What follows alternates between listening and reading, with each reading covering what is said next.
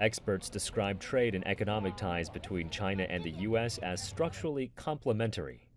Each country produces things the other needs. So how did this interdependence come about? Some argue that it all began when global corporates, with U.S. companies to the fore, embraced the outsourcing business model on a massive scale back in the 1980s. They have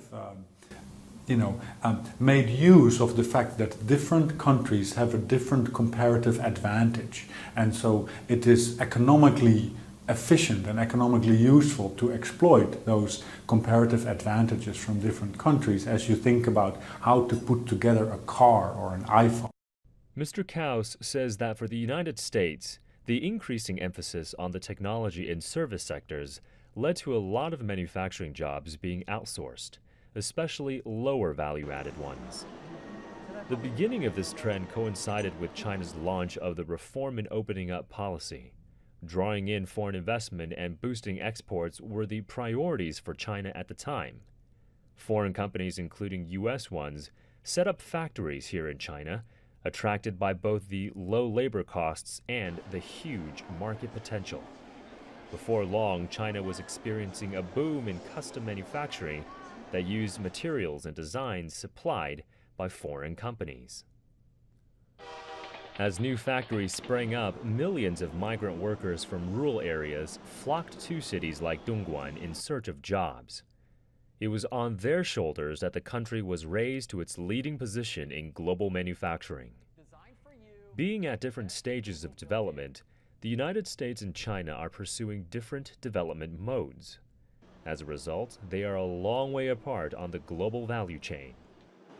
The United States basically is in charge of those processes like R&D, and they take those R&D, for example, results to places where the manufacturing costs are low, and China basically plays that kind of role of putting them together.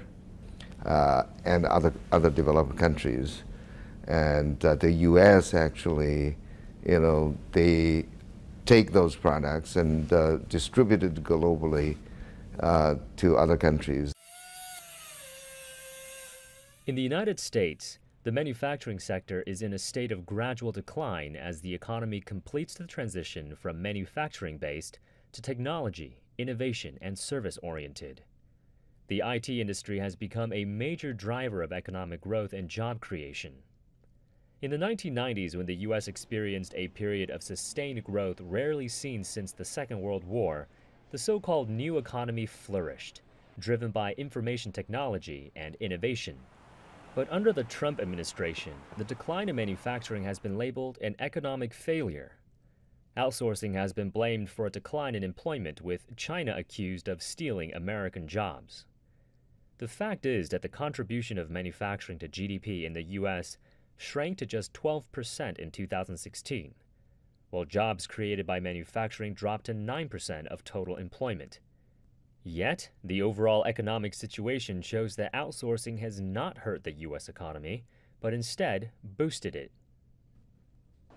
In 1991, growth in the U.S. was 4%, as the country enjoyed one of the longest periods of economic prosperity in its history. The unemployment rate fell from 7.4% in 1992 to 4.3% in 1998, the lowest in 3 decades. These figures point to the U.S.'s economic transition being a success, with outsourcing helping to make the economy stronger.